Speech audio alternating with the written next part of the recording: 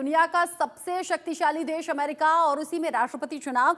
तो क्या कमला हैरिस ये चुनाव जीतकर इतिहास रच देंगी या फिर डोनाल्ड ट्रंप वापसी करने वाले हैं? इन सभी के बीच एक खबर और भी है। अमेरिका में वोटिंग से पहले एफबीआई अलर्ट हो गया है। मतदान से पहले एफबीआई ने कमांड पोस्ट पूरी तरह से बना ली है और हर तरह के सिचुएशन से लड़ने के लिए या फिर निपटने की तैयारी है। एफबीआई अलर्ट इसलिए भी हो गया है, आपको याद होगा चुनावी माहौल में डोनाल्ड ट्रंप पर बार बार जानलेवा हमला हुआ था या कोशिश हुई थी। मतदान से पहले एफबीआई ने कमांड पोस्ट बना ली है। वॉशिंगटन डीसी में इलेक्शन कमांड पोस्ट बना लिया है। ये तैयारी इसलिए भी जरूरी है कि 2020 में जब डोनाल्ड ट्रंप हारे थे, उसके बाद में हार स्वीकार नहीं कर पाए थे और बहुत बवाल और हंगामा देखने को मिला था। इसीलिए मतदान से ठीक पहले एफबीआई अभी से मजबूती के साथ तैयार कमांड पोस्ट तैयार कर दी गई है और ये जो टीम है पूरी तरह से निगरानी रखेगी हर तरह के सिचुएशन पर। वोटिंग से ठीक पहले एफबीआई अलर्ट कमांड पोस्ट बनाकर और इसमें हर सिचुएशन पर निगाह बनाने की बात भी कही जा रही है। इलेक्शन कमांड पोस्ट यहां पर तैयार है।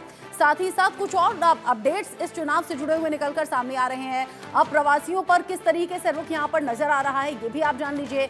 बस चर्चा इस बात की है कि गधा आगे या हाथी आगे, क्या कमला हैरिस यहां पर पूरी तरह से बाजी मारती हुई नजर आएंगी या डोनाल्ड ट्रंप के दावों में मजबूती नजर आएगी।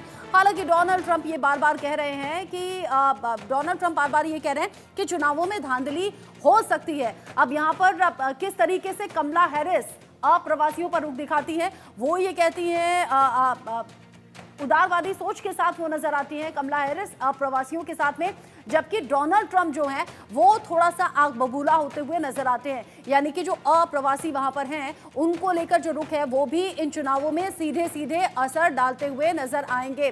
जिस तरीके से जेके बंसल सर, अगर अब थोड़ा सा हम पीछे जाकर देखें, चुनावों में मेरी हार को मैच्योरिटी के साथ स्वीकार न करना डोनाल्ड ट्रंप, पॉर्न स्टार के साथ जिस तरीके से नाम आया या अलग अलग पर्सनल लाइफ को लेकर जो विवाद हैं वो हैं, कमला हैरिस को लेकर जो टिप्पणी कर दी वो भी हमने देखी सुनी। एक तरफ डोनाल्ड ट्रंप है, हालांकि कई मायनों में बेहतर भी हैं, युद्ध रुकवाने की बात करते हैं, बेहतरी की बात करते हैं, और दूसरी तरफ है कमला हैरिस।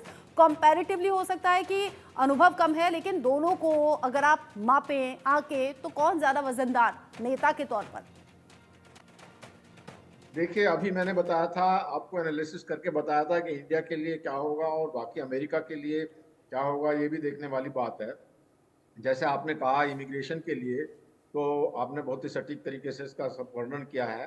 तो ये बोलते हैं जो डोनाल्ड ट्रंप हैं कि मैं अभी अमेरिका को आज़ाद कराना है, जो इमिग्रेंट हैं या जो क्रिमिनल एक्टिविटी हैं इस तरह की, वो सब बंद कर दूंगा और जैसे ही मैं प्रेसिडेंट बनूंगा तो मैं जो सबका डिपोर्टेशन शुरू कर दूंगा यहाँ से। तो ये एक बड़ा मुद्दा वहाँ पे है जो छाया हुआ है, जिसमें यहाँ तक भी हुआ था कि कुछ स्टेट्स हैं जैसे शायद आयोवा है कि वहाँ पे जो कैट्स और जो पैट डॉग्स हैं उनको भी, जो इमिग्रेंट्स थे उनको भी पकड़ ले जाते थे या उनको मारते थे या खाते थे। इस तरह के मुद्दे भी पहले उठे हुए थे। तो ये जो अब देखने वाली बात है। जहाँ तक भारत का सवाल है, जो कमला हैरिस जो है इधर है डेमोक्रेट में, तो रिपब्लिकन में भी बहुत सारे चेहरे हैं भारत के, जो निक्की हैली हुई, जो विवेक रामास्वामी है, और उषा वेंस है जो कि वाइस प्रेसिडेंट का कैंडिडेट है रिपब्लिकन का। तो इस तरह की बातें हैं।